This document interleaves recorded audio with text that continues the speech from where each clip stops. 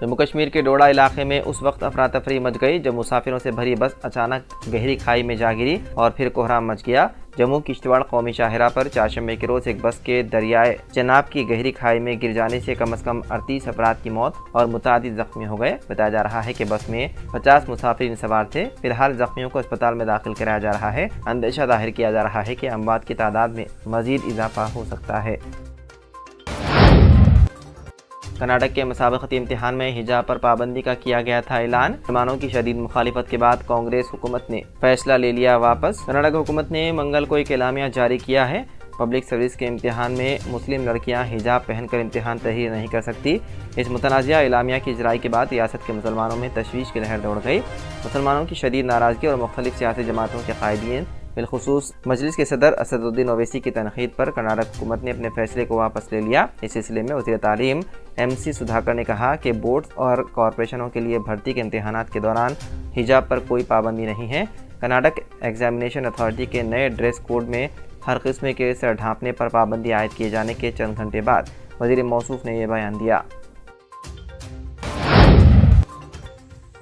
سہارا کے سربراہ سبرت رائے کا 75 سال کی عمر میں منگل کی رات ممبئی میں انتقال ہو گیا۔ سبرت رائے ایک خانگی اسپتال میں زیر علاج تھے۔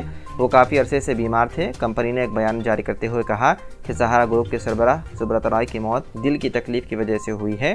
کمپنی نے مزید کہا کہ 12 نومبر کو ان کی طبیعت خراب ہونے پر انہیں ممبئی کے کوکیلا بین دھیرو بھائی امبانی اسپتال میں داخل کرایا گیا تھا۔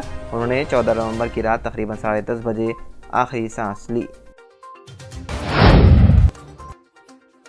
فلسطین کے مسلمانوں کے لیے دعا نہ کریں، دہلی پولیس نے مساجد کے اماموں کو وارننگ کر دی جاری۔ دہلی پولیس نے مسجد کے اماموں کو فلسطین کے لیے دعا کرنے سے روک دیا۔ پولیس نے اماموں کو نماز یا خطبے کے دوران فلسطین یا غزہ میں اسرائیلی افواج کی حالیہ جارحیت کا ذکر کرنے کے خلاف وارننگ جاری کی۔ پولیس کی جانب سے جاری کردہ نوٹس میں کہا گیا ہے کہ اگر حکم کی خلاف ورزی کی گئی تو مذہبی رہنماؤں کو نتائج کا سامنا کرنا پڑے گا۔ بتایا گیا ہے کہ دہلی پولیس کے اہلکاروں نے پرانی دہلی کے ایک مسجد میں مداخلت کرتے ہوئے امام سے کہا کہ وہ اپنی نماز یا تقریر میں فلسطین یا اسرائیل کا ذکر نہ کریں۔ حیدرآباد کے نامپلی میں واقع انیس الغربا کی عمارت کے قریب آتش زدگی کا واقعہ پیش آیا۔ بتایا جا رہا ہے کہ رات دیر گئے انیس الغربا کی نئی عمارت کے قریب اچانک آگ بھڑک اٹھی۔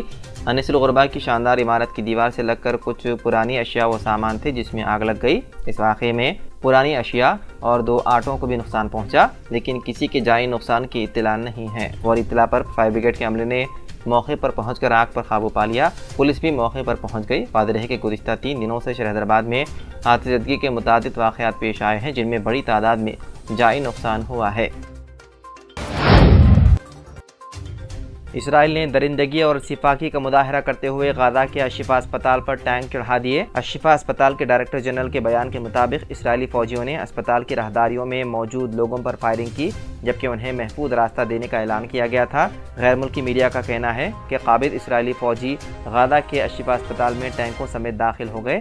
عینی شاہدین کے مطابق 6 اسرائیلی ٹینک اور 100 سے زائد اسرائیلی فوجیوں نے اسپتال میں گھس کر لوگوں پر بدترین تشدد کیا اور دھمکیاں دی۔ حماس کی وزارت صحت نے کہا کہ اس وقت اسپتال میں تقریباً 2300 افراد موجود ہیں جن میں 650 مریض، 200 سے 500 تک عملے کے افراد اور تقریباً 1500 تک عام شہری موجود ہیں۔ اسرائیل نے غزہ میں حماس کے زیر انتظام پارلیمنٹ اور حکومتی اداروں پر قبضہ کرنے کا دعویٰ کیا۔ صہیونی فوج کی جانب سے جاری بیان میں دعویٰ کیا گیا ہے کہ فوجی دستوں نے حماس کی پارلیمنٹ، حکومتی عمارات، پولیس ہیڈ کوارٹرز اور اسلحہ ساز ادارے کے طور پر کام کرنے والی انجینئرنگ فیکٹری پر قبضہ کر لیا۔ اسرائیلی فوج کا کہنا ہے کہ ان مقامات پر قبضہ کرنے سے ہماری گرفت مضبوط ہوئی ہے۔ اسرائیل نے اپنے دعوے سے متعلق کوئی تفصیل یا ثبوت جاری نہیں کیا۔ اسرائیل حماس جنگ سے بائیڈن کے اسٹاف ناراض، 400 ملازمین نے لکھی چٹھی۔ اطلاعات کے مطابق 400 ملازمین کے ذریعے تحریر کردہ مشترکہ خط میں جنگ بندی کی اپیل کی گئی۔ رپورٹ میں کہا گیا ہے کہ خط لکھنے والوں میں US state department, white house, national security council اور جسٹس ڈپارٹمنٹ کے ملازمین بھی شامل ہیں۔ ان ملازمین نے خط میں لکھا کہ ہم صدر جو بائیڈن سے فوری جنگ بندی کا مطالبہ کرتے ہیں، ساتھ ہی اسرائیل کے یرغمالیوں اور منمانی طریقے سے حراست میں لیے گئے فلسطینیوں کی فوری طور پر رہائی کو یقینی بنانے اور موجودہ جنگ کو کم کرنے کی اپیل کی گئی۔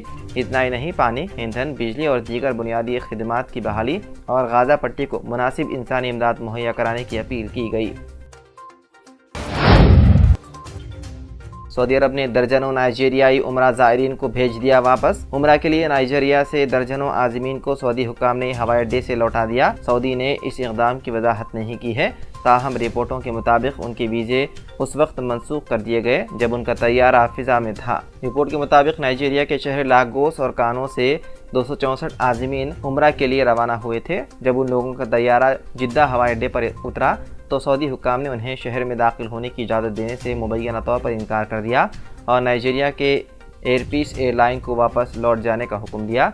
सऊदी हुकूमत ने इस मामले पर फ़िलहाल कोई तबसरा नहीं किया।